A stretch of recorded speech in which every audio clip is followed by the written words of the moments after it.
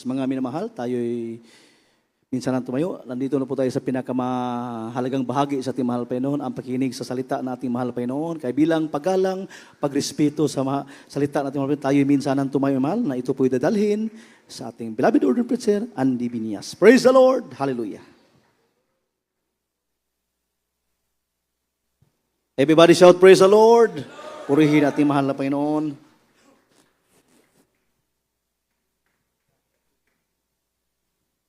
God bless you, the beloved preacher Perry Villaros. Everybody say, praise the Lord. Taas ang kamay, tayo po'y dumalangin. Hallelujah. Opo, lagyan ng Diyos ang banal sa matamis at pangalan sa ating beloved.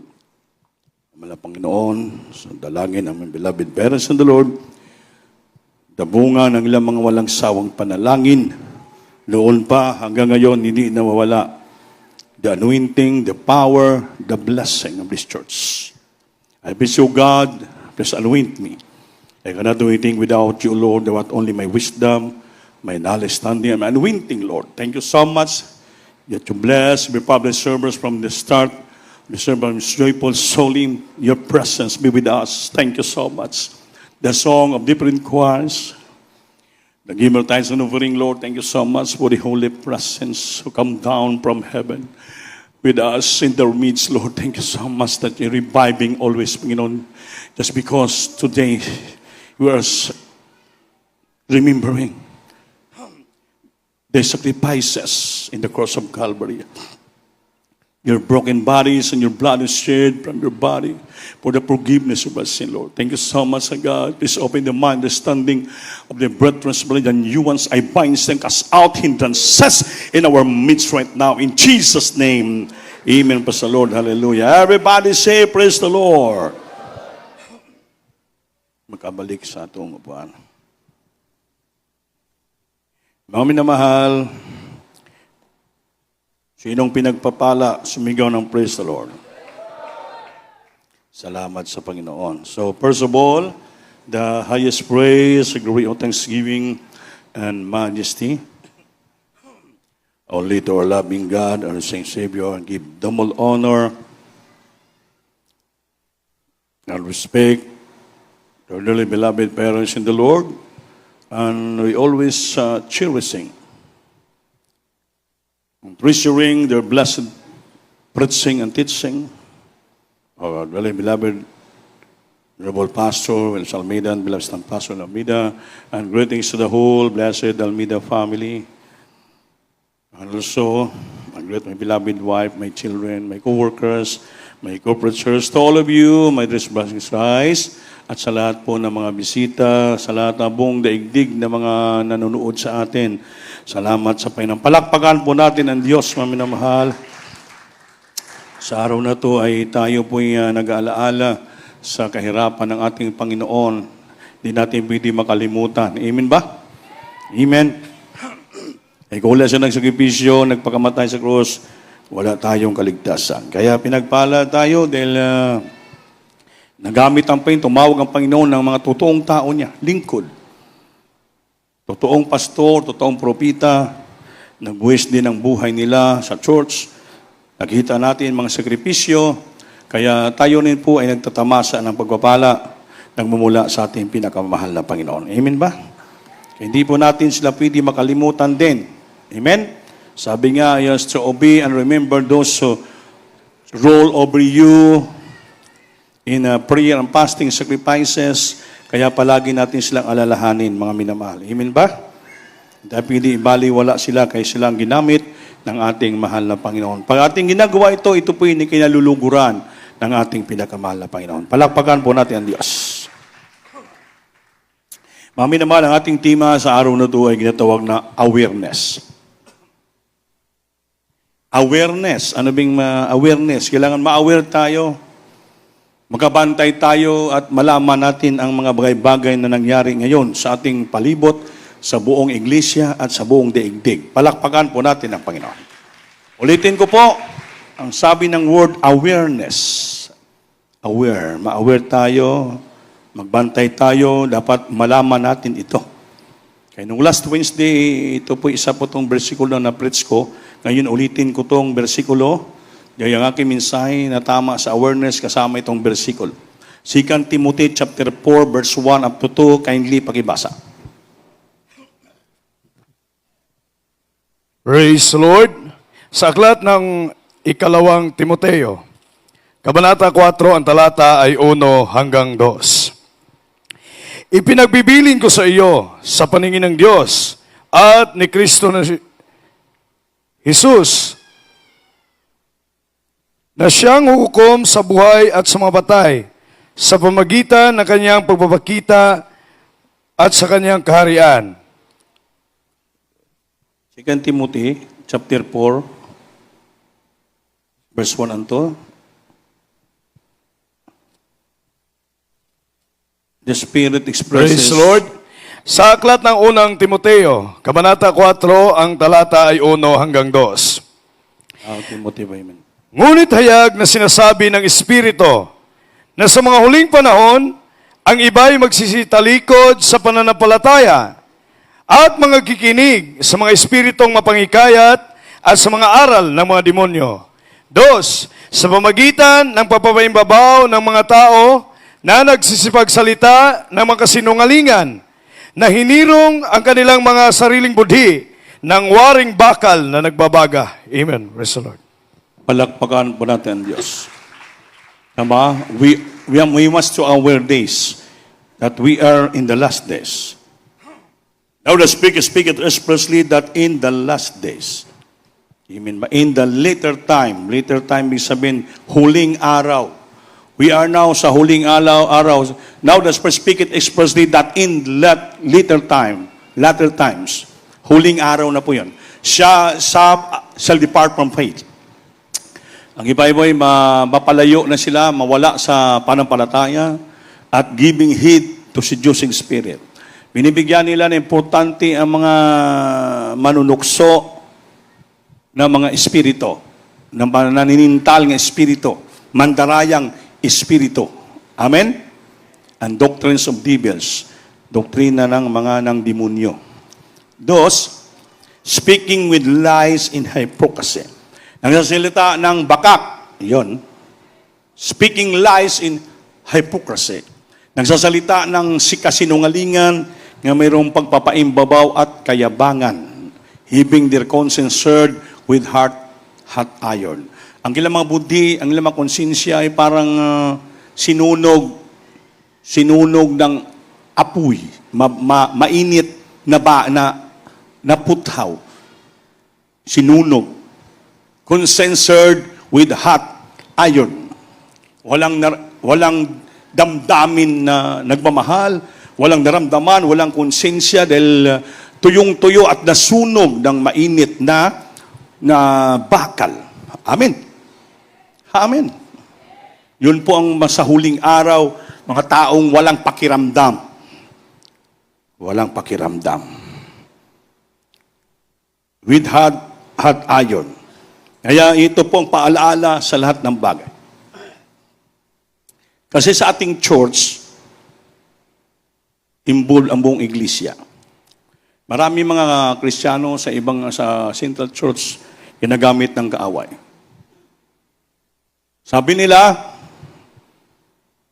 sobra-sobra na daw ang mga pinapangaral ng mga ibang mga preachers. Dahil kini-question nila, bakit may ibang preacher nagsalita na pag hindi daw gamitin sa unang dalangin ng ating mga pastor, hindi gagaling ang karamdaman. So kini-question nila yun. Parang na-idol na daw natin ang mga pastor. Parang hindi na Diyos na raw natin ang ating beloved noble pastor. Hindi nila maintindihan dahil bakit yung puso nila, budhi, konsensya, ay sinunog ng nagbabagang apoy. Hindi nila kaya ma-absorb, ma-appreciate ang tamang katuruan, kaya ang nag-iiran sila ay sunog na sunog yung puso, budhi nilang konsensya. Nagsalita sila ng puro kasinungalingan, nga buong pagkayabangan at papaimbabaw. Nasabihin, mas marunong pa sila sa church. Mas marunong pa sila sa ating beloved parents. Marunong pa sila sa mga beloved children. Marunong pa siya sa mga preacher sa lahat. Pero ito ang nagsalita, mga ordinary member lang yun. Ibang mga single square pala yun. Pero grabe ang mga espiritu. Pero ito'y paalala sa ating, sa huling panahon, later times, maraming mawala, depart, aalis sa totoong pananampalataya. Baka isa tayo dyan. Amen? Amen. Magbantay. Baka isa tayong aalis, departing. Aalis. Lalayo sa totoong pananampalataya. Kayo mga minal, kung tayo aalis dito sa totoong pagkaturuan, totoong pananampalataya, na tinuturo natin, beloved parents in the Lord, saan tayo pupunta?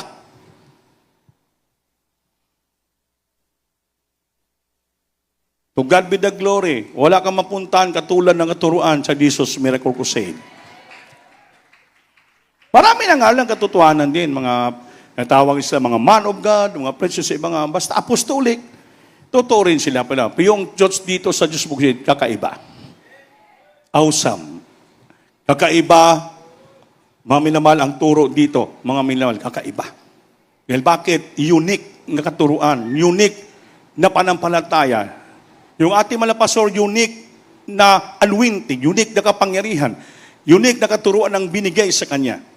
Kaya sa unang panahon, in times of Moses, sa panahon din ni Moses, si Moses ay tinawag ng Diyos, he is a unique prophet of God. Hindi basta-basta. Galing sa bata hanggang lumaki siya, pinili na siya ng Panginoon to became, that someday he became a prophet of God. Na siya po ang gagamitin ng Panginoon sa kanyang mga bayan, sa mga tao ng Diyos Israel, nga magligtas sa kanila sa kamay ni Pero from the bondage of slavery. Gapos sa pag-aalipin. Nakikinig ba kayo? Mabuti naman. Bondage of slavery. Si Moses ang ginamit ng Panginoon. Nakita ng Diyos ang kahirapan, awang-awa ang Panginoon sa kanyang bayan Israel. Nga inalipin sila ng ilang taon sa Egypt. Awa-awa ang Panginoon. Umiiyak sila araw-gabi, Lord, tulungan mo kami. Magpadala ka ng deliverer nga magligtas sa amin sa gabing paghihirap na ginawa ni Parao sa amin dito. Dumating ang panahon, si Moses mismo nang galing sa palasyo ng Ehipto. Inalagaan ng mga anak, daughter ni King Pero. Yun pala pag lumaki si Moses nakita, siya pala ay totoong anak ng Diyos. So ang Panginoon naghihirang ng propeta, hindi basta-basta. Our beloved neighbor pastor, galing sa politician, sa Surigao, tinawag ng Panginoon, babaero, lasinggero, politiko, mayabang, sabi ng mga pastor, hindi ko magpatalo, dahil abogado. Ngunit ang siya ay nibigyan ng Diyos ang karamdaman, insomnia almost 6 years, hindi siya makatulog. Tinawag siya ng Panginoon sa isang panampalataya na naging stepping stone ng kanyang panampalataya na marating sa totoong pananampalataya. Amin ba? Amin ba? Hanggang he became a pastor. Nang naging pastor pa lang siya, nangalaga ng kaluluwa, nakita ng Diyos yung puso niyang sinseridad.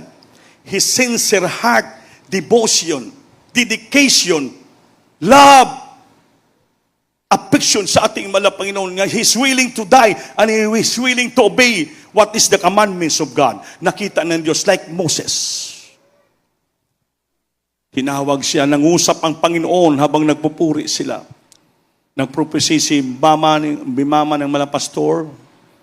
Grabing puspusan nila, nangusap. My son, do the works of evangelist. Go and preach the gospel. Season out of season, you preach the gospel. You go, what is the doing the work of an evangelist? Puspusan sila.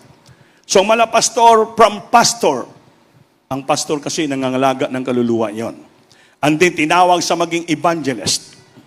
Ano evangelist? Para Umalis, lumakad, araw-araw, magkusada, mangaral, to proclaim the goodness of Jesus Christ to every people. Yan ang itawag to evangelize. Ano evangelize? Evangelism. To win soul to Christ. Dalhin mo ang mga kalag sa paanan ng Panginoon. Yan tawag sa imo, evangelista. Samahan ka ng Diyos with signs and wonders and miracles. Paluwin sa kanyang pang-prayer, sinama ng Diyos. Grabing kapangyarihan. Andon dumaki at lumaki ang Jismo Crusade from the very start sa Ordua Village. Mga minamahal, 1978, dahil tinawag man na pastor natin, mga minamahal ay 1976, nagpastor siya. Nag-start ang church 75, 78, nagpastor na siya. Mga minamahal, sa Ordua Village, maliit lang na bahay. Hanggang dumami nga dumami because of the miracles, nag-multiply, nag-extend ang bahay, ang atip ay kumot, habol sa puno ng Alatires.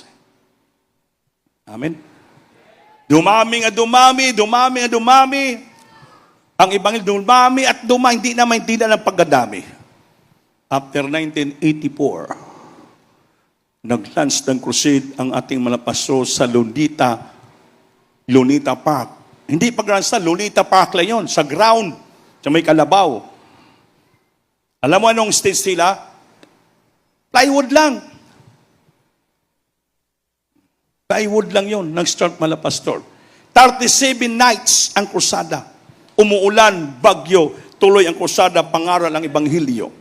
Maraming naligtas within 37 nights. Grabe. Sinamahan na siya ng Diyos dahil nalulugod ang Panginoon sa kanyang ginagawa. Lumaki ang church, became huge and bigger and large church. Hindi man siya karapat-dapat by means of sacrifices, prayer and fasting, araw-araw nagpupuri, walang tulog, mga minamahal. 90 days, 3 times ng 40 days, 20 days, 10 days, hindi na mabilang.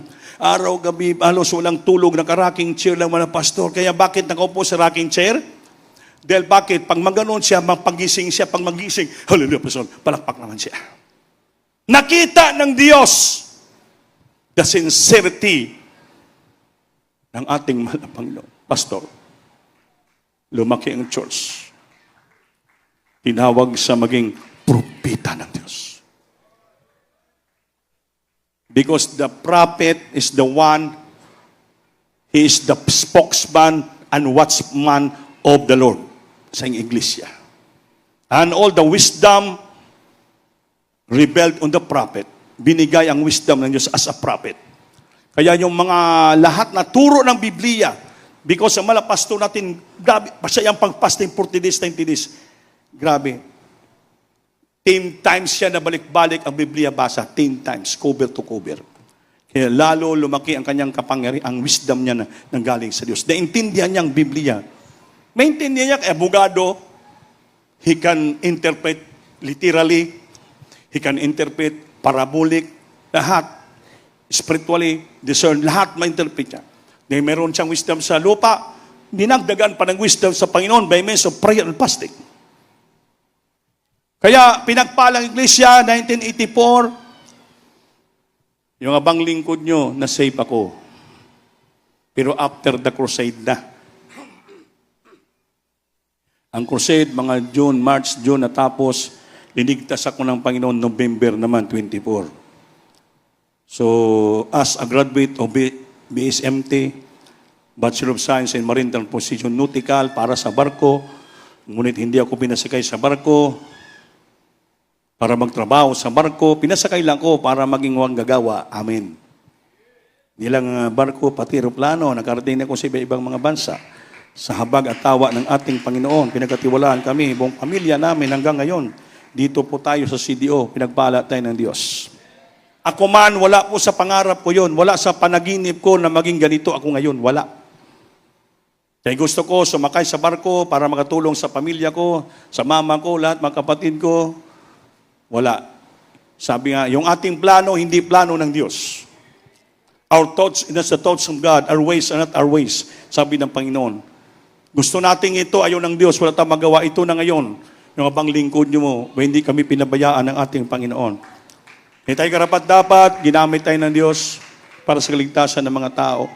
Napakahirap buhay na manggagawa. Wala ko dinesire na maging ganito. Pero wala akong magawa dahil tinawag kami ng Panginoon with all my family. My beloved wife, graduate po sa EB po yon. Pumunta ng Manila from Surigao. Sabi ng Mama Dear, auntie niya, doon ka lang ni para patrabahuhin kita. Expected niya patrabahuhin siya. Kaya pala yung pinatrabaho sa kanya sa gawain ng ating Panginoon. Tinawag manggagawa. Itong trabaho natin, matindi pang trabaho sa gawain ng ating Panginoon. Kaya nakita ko ang buhay ng manggagawa, nakita ko ang buhay ng ating beloved parents, Lord, paano nagsakripisyo sa gawain ng ating Panginoon. Ginaging manggagawa kami, ilang taong kami sa Pasolaos. Tinuturuan kami, re-review kami, pinapangaralan kami. Grabe, hindi basta naturo sa amin. Mapahiya ka sa lahat na po manggagawa, talagang tanggalan ka ng sungay, tanggalan ka ng pride, makalimutan mo who you are. Manatili kang walang alam, ang malaman mo lang sumunod sa kalooban ng ating mahal na Panginoon. Hanggang ganito lang buhay namin. Minsan nakakalungkot, sakit sa damdamin, may marinig tayo mga bagong na-save, nagpo-post sa mga social media, kala mga sino sila, kala mga sino na marurunong, wala pa, bago lang na-save sila. Yung mga dating ng matagal na Kristiyano, nakita ng sakripisyo ng Temple Press, walang salita, nagpasalamat sila. Ito mga baguhan, ngayon lang tumungtong sa pulpito, naka-uniforme ng youth and single square. Akala mo sino mag-post sa social media, mga marunong, grabe. Binibigyan ng kaguluhan yung mga kapatiran, mga minamahal. Hindi nga nakapag-fasting siguro ng mga ilang araw. Tamo? Deceivable. Totoo ang Biblia nga, the Spirit expressly, ang Espiritu nagsasalita, nga sa huling araw maraming mawala at tatalikod sa pananampalataya. Susunod sa mga espiritong manghikayat si Diyosing Spirit. Makinig sa espiritong manghikayat, mga aral ng demonyo. Yan yung mga puso nila pinagsisiruan ng bakal na hindi na maintindihan, hindi na malaman ang ilang damdamin. They are called reprobate mind. Anong reprobate? Ang reprobate mind, kung sa Bisaya, dunot na kasing-kasing. Hindi na alam mag-discern what is good or bad. Kala lahat ginagawa tama para sa sarili nila. Para lang silang complacency, silang sariling kasiyahan sa buhay, nagmamayabang.